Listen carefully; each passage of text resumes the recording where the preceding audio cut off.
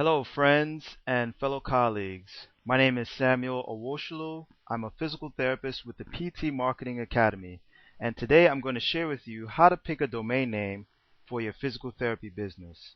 Now, picking a domain name is the first step to creating your presence online. It is also what you will need to tell your patients, clients, and customers how to find you on the web. Now, in this video, I will give you some tips on how to choose a domain name that is right for your physical therapy business. Now, the first thing you want to do is you want to make a list of possible domain names. Now, there's a free tool called Bust a Name, and if you go to bustaname.com, here you can check to see if a domain name that you've been thinking about registering is available, or you can combine words that you want to use in your domain name, and Bust a Name will help you develop or create a domain name. So Bust a Name is a nice free tool to help you find and create domain names, and it'll also let you know if that domain name is available. Now, you also want to make sure your domain name is memorable so that people can remember to type it in when they get to their browser. So try to choose a domain name that reflects your site or your business. And when you do this, you make it easier for your patients and clients to remember your domain name. Now, if your company is known for a particular brand name, then using your brand name is definitely a plus, and it also help in people remembering your domain name. Now, try to use .coms. Most people think of domains in .com, so anytime they're typing in a domain name in their browser, they're always going to put .com. It's very difficult to remember a .net, .biz, .tv, or any other extension. And it's, in my opinion, I think it's just easier to brand a .com because there's so many .coms, and we always think of domain names in .coms. Now, you can buy other domains like .net, and .org to secure your brand name, but if you can't find a .com, then your next best choice would be to use a .net.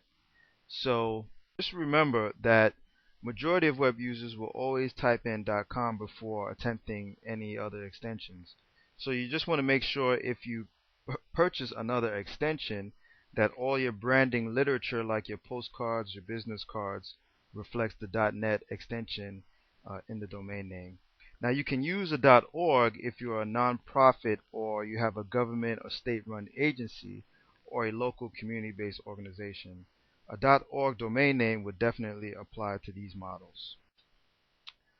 Now, you want to be short and descriptive with your name. So the shorter the name, the easier it is to remember.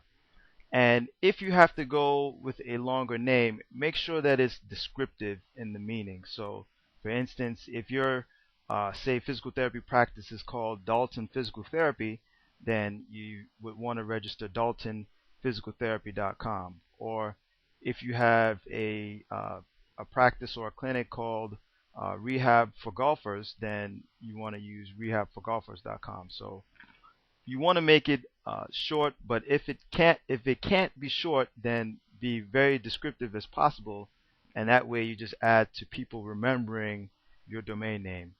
Try to use the name of your physical therapy business also in your domain name. So like in the examples above, if your practice is called Dalton Physical Therapy, use that as your domain name.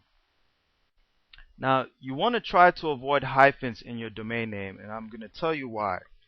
The disadvantages to having hyphens is that it's easy to forget the hyphens when typing a name. So if someone's typing in a domain name in the URL, they're not going to remember where the hyphen goes.